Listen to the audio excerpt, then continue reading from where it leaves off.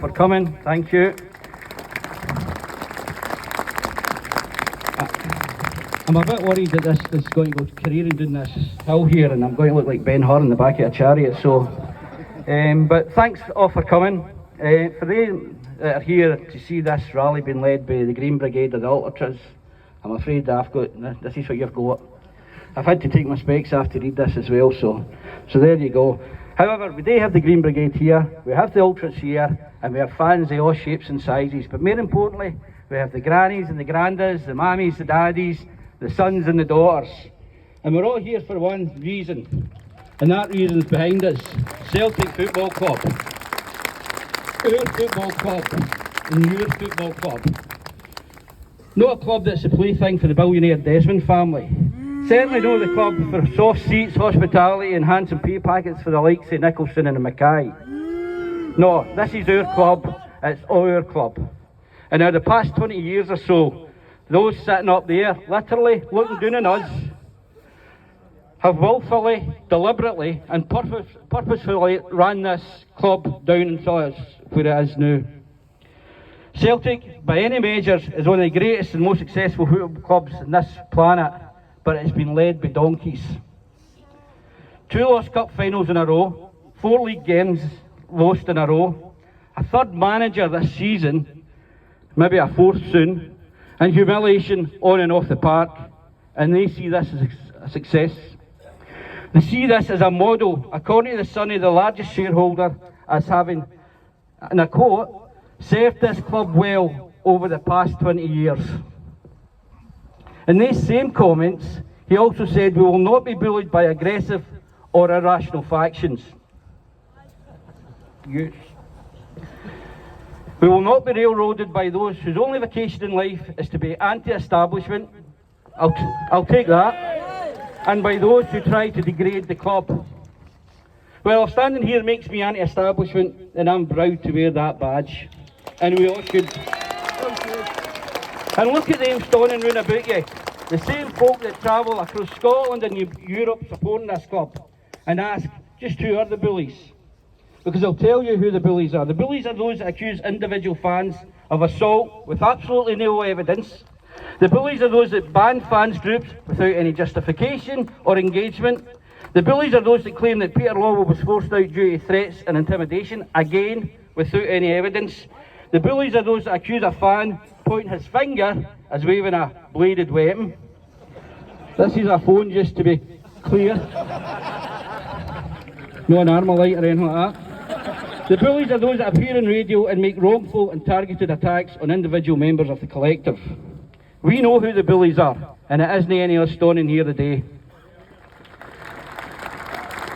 And when they're not throwing out ill-founded allegations against fans, they're looking to divide us by claiming that those demanding change are in the minority.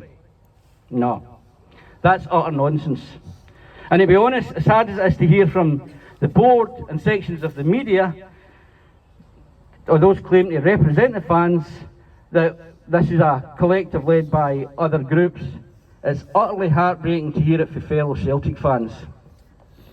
And buying into this fantasy, they do nothing but look to undermine what we are trying to do. And what we are trying to do is make Celtic the best that it can be. No one's demanding world class or even elite club nonsense, just the opportunity to be the best we can be. And that will not happen while we are led by those sitting up there in that boardroom currently. We should not let them continue in there. We cannot allow them to continue in there. We will not allow them to sit there. And as we the fans, all stick together. Because when we stick together, we can do anything. This club was built on the back of the fans that stood together. They stood together when the club was formed. They stood together when the authorities in this country looked to attack the fans and the club throughout the years. They stood together to build a club that conquered Europe and filled the imagination of football fans across the world. We can aim to be that club again. That is all we ask, to have the ambition and the aim of being that club. Instead, what we have is folk running this club who will be happy to admit just to be involved, to take the breadcrumbs and offer, because they don't consider us good enough for anything else. They don't consider you good enough for anything else. Can he be allowed to continue? And just before I finish, let me return to one thing I said earlier. The fans that built this club. And return to those grandparents, parents, the brothers and the sisters and the pals who you all used to go with, who took you to the games the first time, that developed that love and that passion that we all have in Celtic Football Club. These same folk at the back that can't be with us today, this is who we're also representing. Them that came before us. But we're also representing them that are coming in the future. Ask yourself, what sort of fan would you be if we didn't pass on this club to the next generation as strong, competitive and as grand as it could be, as the ones that built it before us did. And so we remember all those that can't be here with us, those that will come before, came before us, those here today, and those that will come next. And as a great man once said, God bless you all, and God bless Glasgow Celtic Football Club. Thank you very much. Somebody will let me out there, Sam.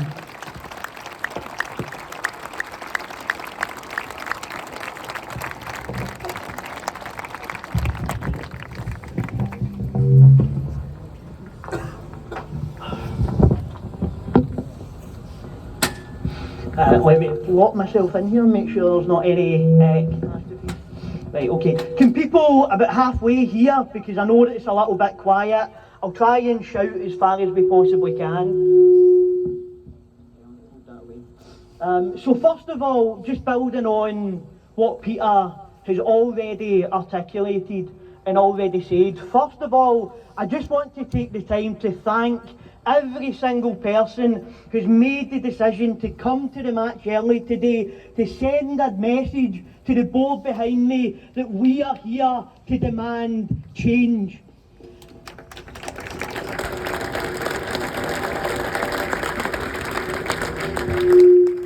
Now, speaking from